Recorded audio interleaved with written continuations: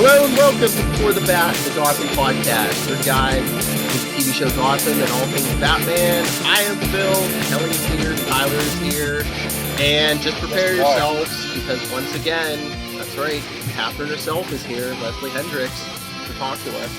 Hello. Howdy, beauties. The court has taken over. The court is in session. And just remember, she can't give us any spoilers, you know, like what her plans are for Jim Gordon or Bruce Wayne or the Riddler or how she's going to kill all these people. She can't tell us anything. Nothing. I can't say nothing. And I won't. And I wouldn't anyway. Her plan, Phil, is she needs some new talent. Named Tyler, Phil, and Kelly. Yeah, how do you like my new talent? Sweet. Yeah. Pretty cool. Like I keep telling you, I'm like, excellent performance. Like I hear you talking to these people, and I'm like, that doesn't sound like the woman I talk to, you know? It's called acting. I know. You were very great at it. I'm sitting here in my apartment in my jeans with my cats and my stuffed up head. And, don't break the illusion. I'm picturing you're by that phone we talked to. But wait a minute. On by the fireplace, with the mask on and everything. Okay, I've got big hair. All right. Yeah. There we go. All right. We're in the fur coat. Cool. Yeah. I gotta throw this out. What? Yes. I loved last week's Gotham. This week's Gotham. Whatever. I did. It's probably been one of my favorite episodes this season. Yeah, me too. Me too. Now you tell me why for you. I really like. And I'm not blowing this up because we're talking with you. I like the court. I have since I read them in the comics. And then like just the way they're doing more with it. You do such a great job. Like I like seeing more involved with that. I like seeing the little band of villains together, and Bruce too, as the caption on the TV referred to him as. Yeah. Push Selina out the window and reenact some Batman Returns was interesting. That just knocked me out. When we read it, it was like, woo, that's fabulous. But it's one thing to read it, but to actually then see how it was shot, it shocked me, even though I knew it was coming. It just surprised me. It just seemed like so much got done. It seemed like so much got done this week, and all roads led back to you. Just like the Gordon stuff, the Riddler stuff, the fake Bruce stuff. Like, what was your favorite scene? Was it the stuff with Ben McKenzie? Was it with who's your favorite to act next to? You know what? Just right off the top of my head, because I can't stop thinking about it. And it's one of the reasons why I love this episode so much, was having Mr. Enigma, meeting Mr. Enigma. Oh yeah, I was just watching that scene a couple minutes ago. That is great. Just great. I loved it. And what I love so much about this episode, and forgive me, I'm so tired right now. You're fine. I'm stumbling. Corey's performance from season 1 until that moment is remarkable. Oh, yeah. It's just remarkable. I hate the word journey, but that's, what's happened. The journey of Ed Enigma from the ME's office, and that was something I thought was fabulous, too. It was like, I'm an ex-ME myself, darling. And here we are in the scene together. How funny. That's right. In different universes. Yeah. How bizarre is that, right? It's kismet. But the look on his face and in his eyes, there was something just utterly heartbreaking about Ed at that moment when he comes with us. Oh golly, I wish I was more eloquent. But I just admire Corey's acting so much, and watching that character's growth over the seasons until that moment when he is the Riddler, and you see his flaw, you see his weakness. Oh, yeah. I think him and Robin Lord Taylor are like the two most convincing actors on that show. Absolutely wonderful, just delightful performances. Just, my gosh. And two nicer men you could never hope to meet. Unbelievably sweet. Just lovely. I'll tell you, you're talking about his performance. Yeah. I love the scene where you pull up in the car and he got in the back seat, and there's a cut scene where you're talking with Jim and he asks, what are you going to do with him? And it cuts back to Nigma in the back seat, and he almost has this childlike excitement, innocence on his face of just sitting in the back seat, so excited. Yeah. I'm going to finally figure it out. That's right. And it was just one of those where you're like, you almost feel bad for him because you don't know what they're going to do to him. You're like, Ed. Yeah. Yeah. Who knows what we'll do there? I don't know. I know you can't give anything away, but it just seems to me we're maybe coming up to like a war with you leading one side and the Penguin leading the other side. I wouldn't say that. No. It's not a war, Phil. It's a what's the word? What's the word that they use in Congress instead of war? I can't think. Hostile takeover. Filibuster? No. What did you say, Phil? Hostile takeover. It's a police action. No,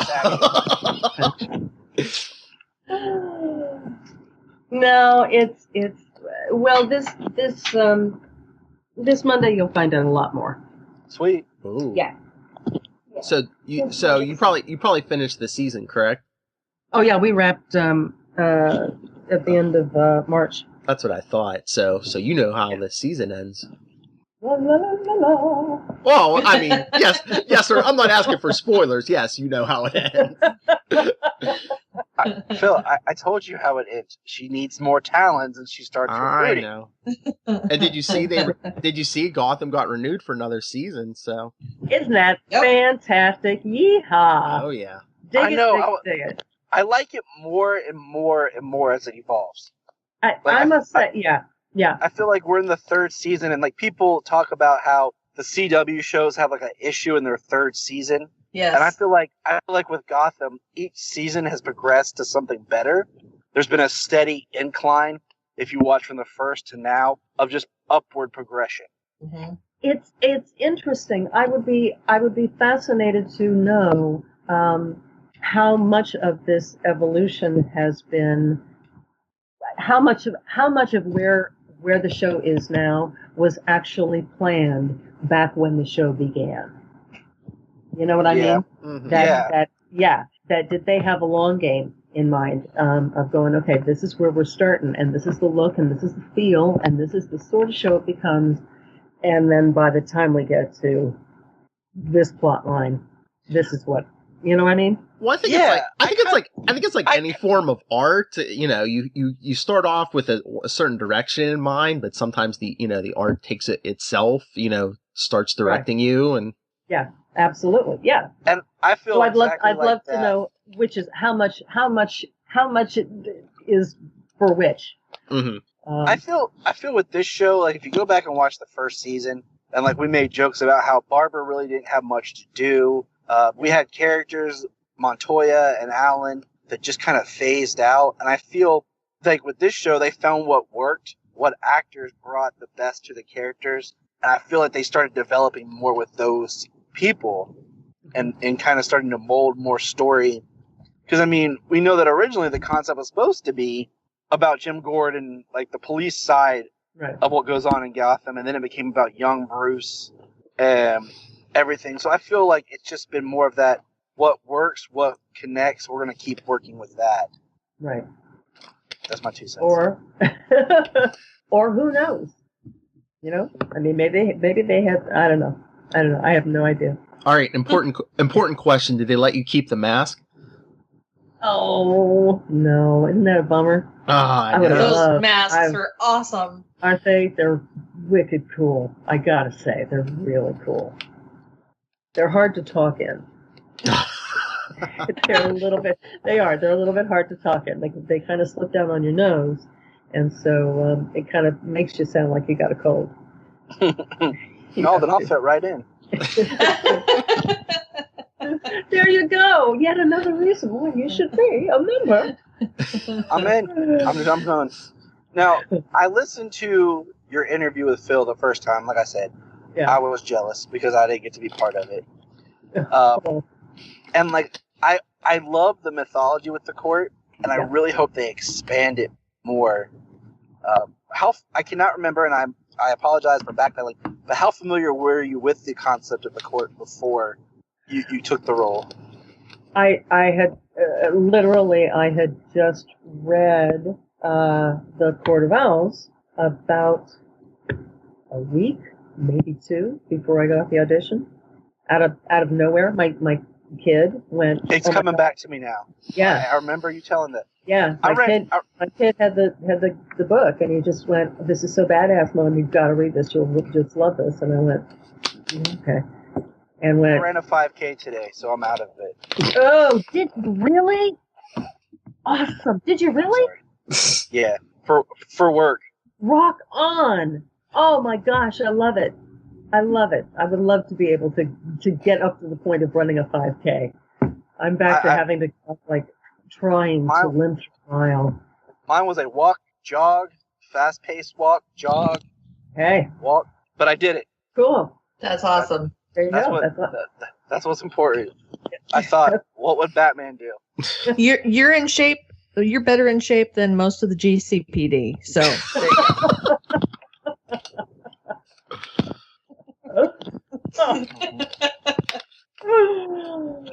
Oh me. Oh my.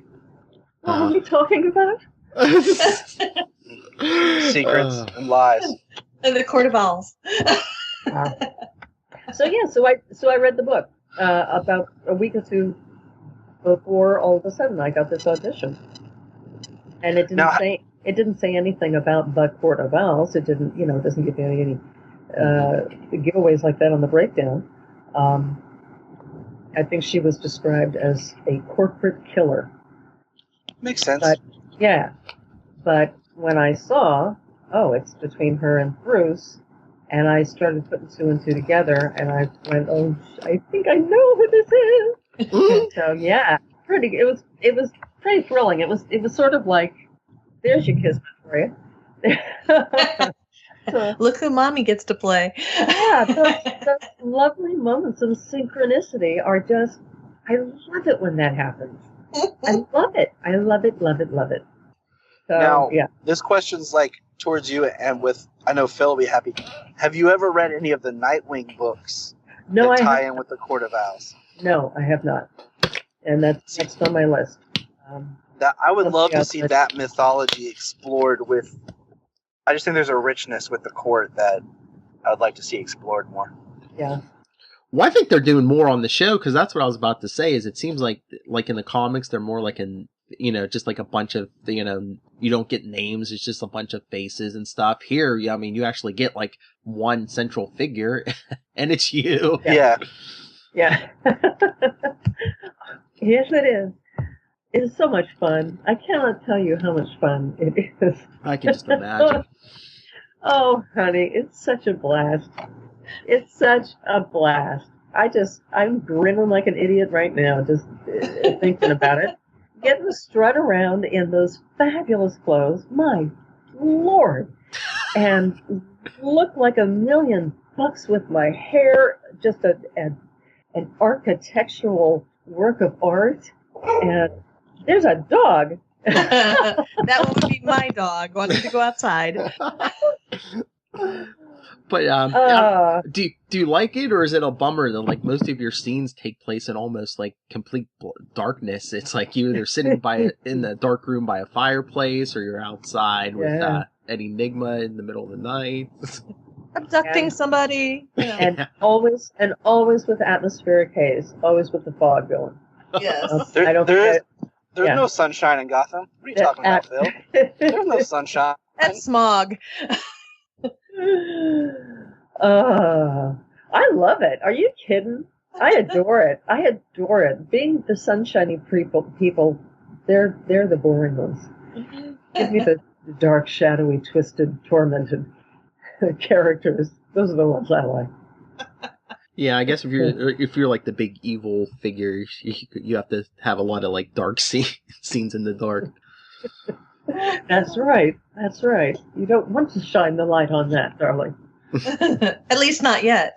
Not yet. Not yet. Yeah. And I just have to tell you, I have not given up hope. We're going to be starting a new podcast here where we talk about like all the TV shows and all the comics. And anytime we mention Walking Dead, I'm going to bring your name up and be like, get Leslie Hendrix on Walking Dead already. You're so dear. Oh, thank you. You're so dear. She could be the walking owl. When I was at the Fan Fest in Chicago, my big geek moment, because I'm usually a person who goes to such things, was like I got to have my picture taken with everybody. And and I was so thrilled. I was so squeed. Hanging out there. Oh, I get a picture with JDM. Are you kidding me? Ah! Oh my God! Yeah. That's funny. That's funny. I mean, I love that you're such a fangirl and you're so excited to see them. And then meanwhile, there's probably people stopping you to take pictures with you. You know what? I just love that experience. I mean, certainly, I'm not the draw of a Jeffrey Dean. It's really remarkable. It's like rock star flying to go see him. It's incredible. But the people that I met, it just tickled me to death. All of the, I don't know. I think sometimes, I know for me anyway, I always think, well, it's just my job. It's just what I do. And I forget that people actually watch it. I you know what I mean? I think of it as, oh, it's my job. Like all those years of Law and Order, it's just, well, I'm just doing my job. And then I come home and I clean out the kitty litter box and I do the dishes, and I don't have an assistant, and you know what I mean? I mean, I do my own laundry. No, I don't. I lied. I drop that laundry off. unless I'm going to get thrown out into the streets and can't pay my rent, someone else is going to do my laundry. I've earned that at this point. There you go. In my life, I'm tired. What was my point? I don't know. You were at the Fan Fest and you were getting to talk to get your pictures taken with other people, and you were excited about that. Oh yeah. So I tend to forget that. Okay, there I am. I tend to. Yeah, sorry, I came unplugged here. I tend to forget that other people feel like I do about maybe what I do. I don't know. I don't know. I don't know. It's well, that's why it's an interesting thing to do what I do, to just think of it as my job, and then to have the wonderful opportunity of going to this convention and to meet people who tell me that in some way or another it has added joy to their lives. And that just means a hell of a lot to me. It just blows my mind. It blows my mind. That's a humbling thing. I loved it. I loved meeting all the lovely people who came to see me. It just knocked me out. It knocked me out. You hear my voice shake about it. It really did. Yeah. It moves me. That's awesome. That's why I love that you're on here, because you are such a fan, and as like a lifelong Batman fan, you do justice to the source material and the show. So thank you. Yay. Yes, we appreciate that. Well, me too.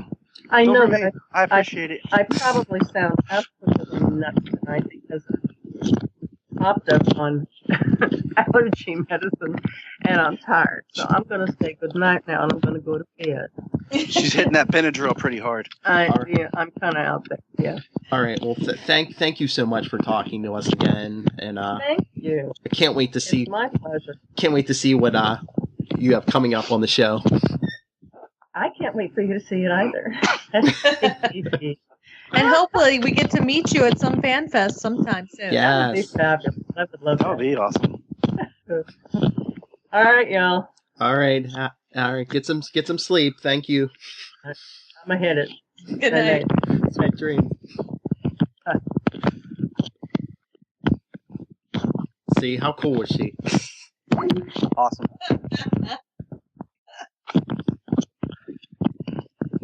That's like awesome. That's like right before we jumped on. I was like I messaged her on Skype. I was like, "Are you ready?" And she was like, "Yeah." She was talking about her allergies and how she didn't know how long she was gonna last. I was like, "Oh yeah, I hear you. I've been up since 5:30 this morning." She's like, "Oh God, why?"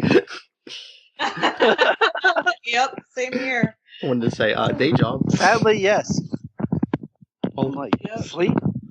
Sleep? Who sleeps? Exactly, especially with young kids. Who sleeps? Yeah. We're in Gotham. There's no sleep in Gotham. Or teenagers, right, Kelly? That's right. Oh yeah, sure. Let's see. I'm a teenager 4 times removed. No, at least twice removed.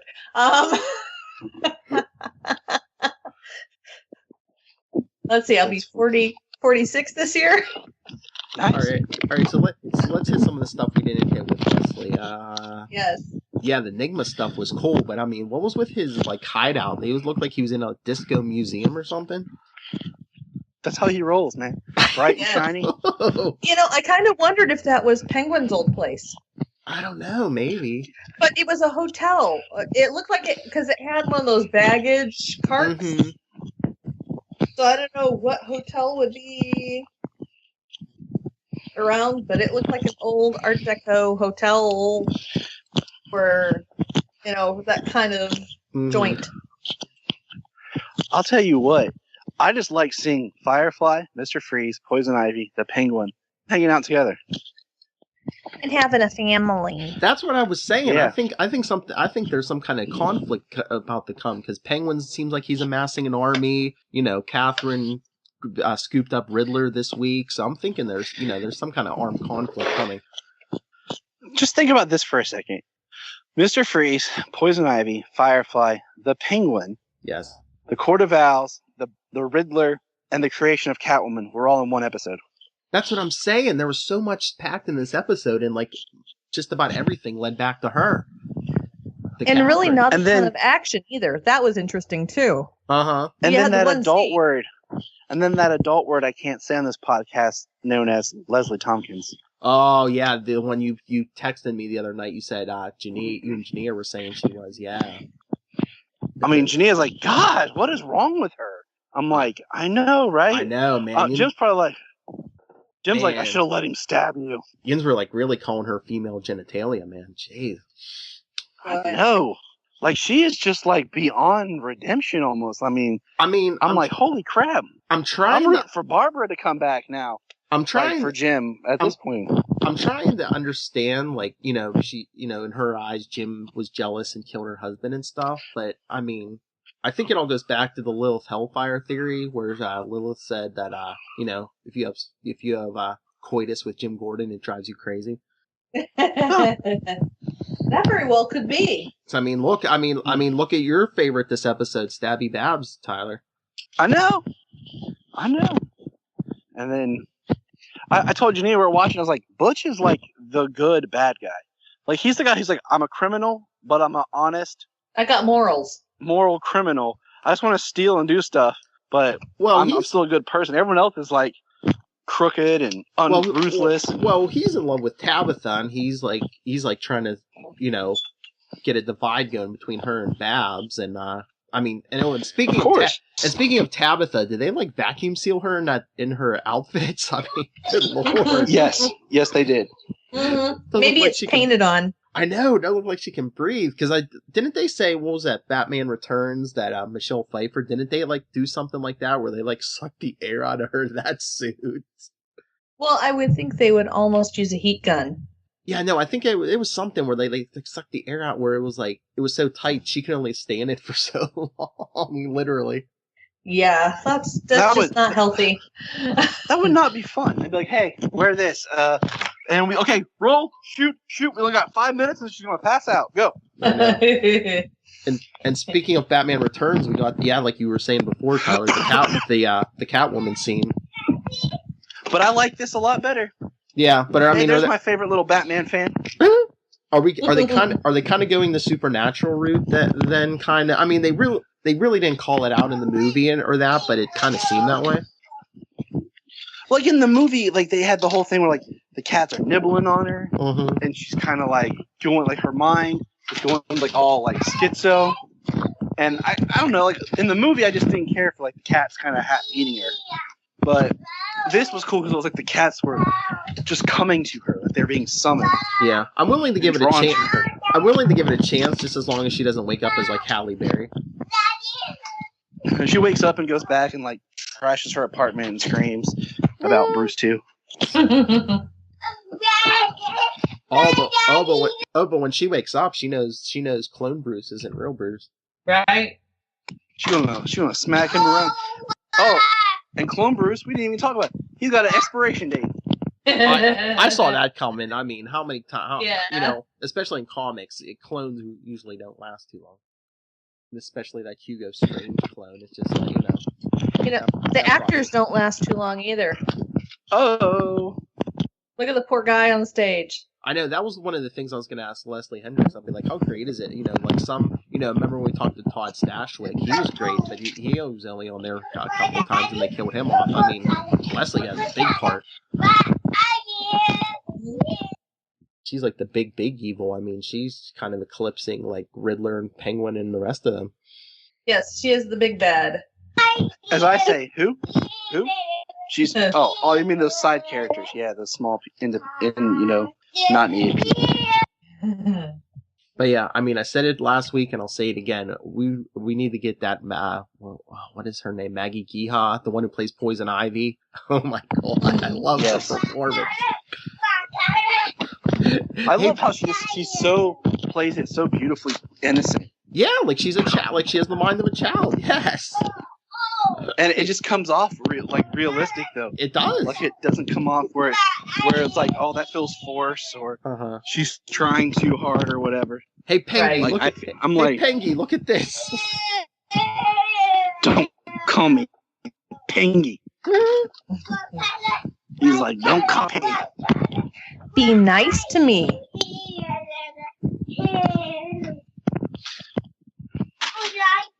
So, like I said, I really liked this episode. Yeah, as I said, there was a lot in it. I mean, some weeks it seems like they haven't been giving us as much. But yeah, this week, especially with all the porterhouse stuff.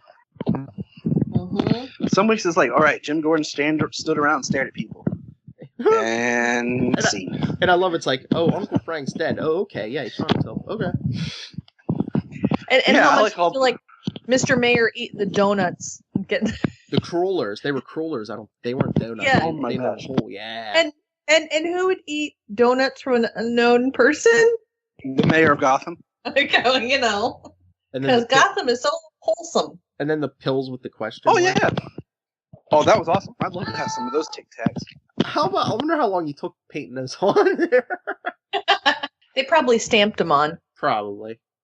Oh, but then he was like, "I'm the Riddler. I have to make sure everybody knows." Yeah. Well, because you know they're going to use the question mark for everything, so they might as well just buy a stamp. Oh yeah, all shapes and sizes.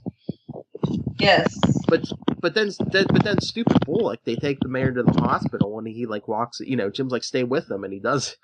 Yeah. Oh, I know. I was like, seriously, dude. People are just fighting. Jim said, "Stay with him," and you decide to turn around and start fighting. Yeah, that was dumb. Just let you might as well just kill the mayor yourself. He's supposed to be the chief dude. Yeah, Bullock. Yeah. Yeah. So A, how's Jim giving him orders? But B, how could you be that stupid? Well, I think I don't know if Jim was giving him orders, but it was more like, hey, I know something you don't know, so stay close to the mayor. Enigma's here somewhere. Mm-hmm. But I mean, hasn't Bullock ever watched like Star Trek: The Next Generation? The captain isn't supposed to go throw himself into a hostile situation. That's what you're meant for. Remember, Star Trek: The Next Generation is in the future. I don't know. Is it? It confuses the heck out of me. But no, you were talking about a car commercial last week. I swear, was it this week? There was I think it was one of the Ford commercials where someone's like doing something on their smartphone for this like car, and I'm like, wait a minute, we don't have smartphones in this show. What the heck? Oh, I know.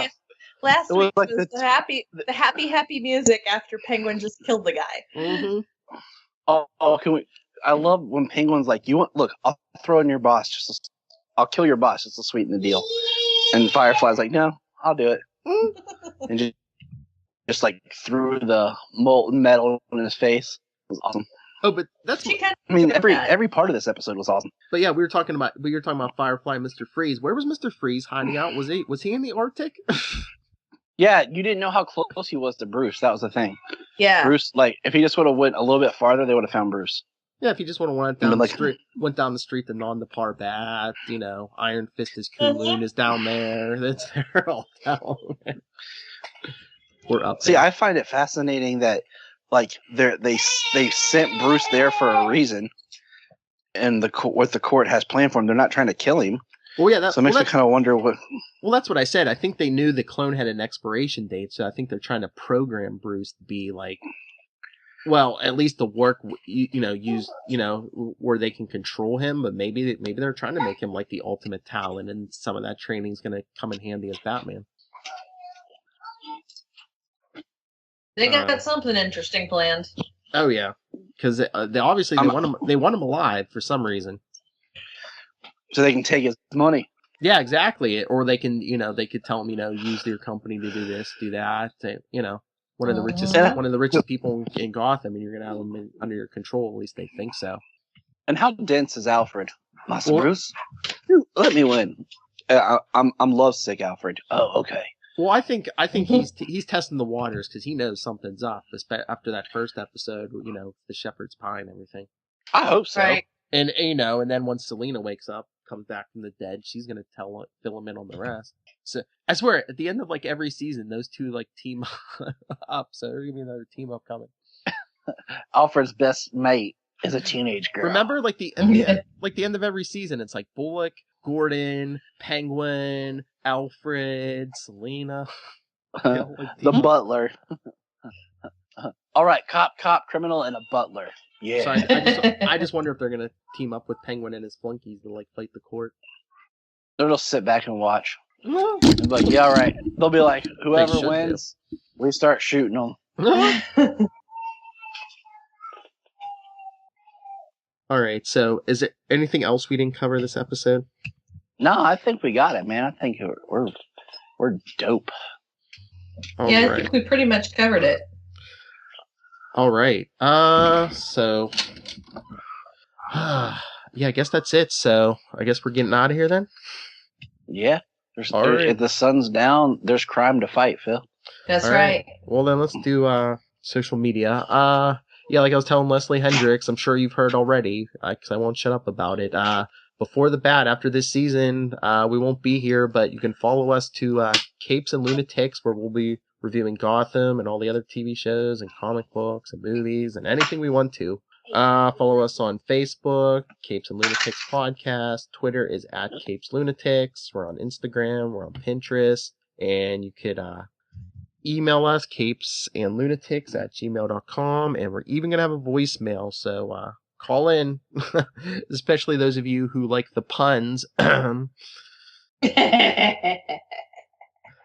can't believe I didn't have my notes in front of me. Hold on, I'm pulling up the voicemail number. I almost have it memorized, but it's very late. We're actually doing this at night for once. All right, the voicemail number for Capes and Lunatics. Like I said, for Gotham, for any of the TV shows or comics, movies, whatever. 614-382-2737. That's 614-38-CAPES. And that'll be starting full time in June. But we'll have a couple episodes before then, so keep your eye out. Follow us on social media. You'll know when the first episode drops. And Kelly, where can people find you? You can find me on Twitter, Tumblr, Instagram, and anywhere else that really matters at SuperSquint. That's SuperSquint. And Superdad. Superdad here.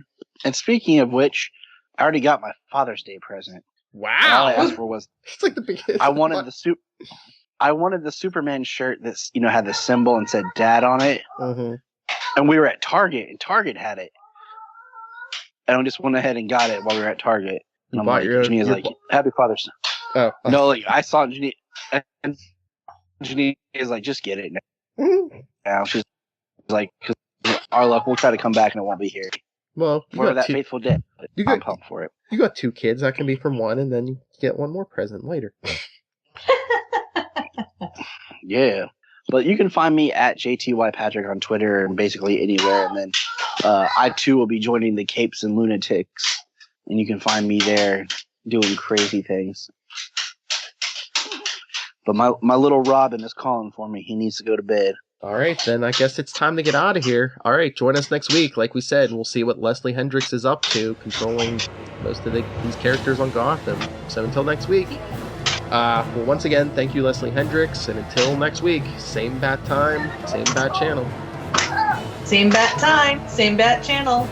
Same bat time, same bat channel. The Gotham Podcast.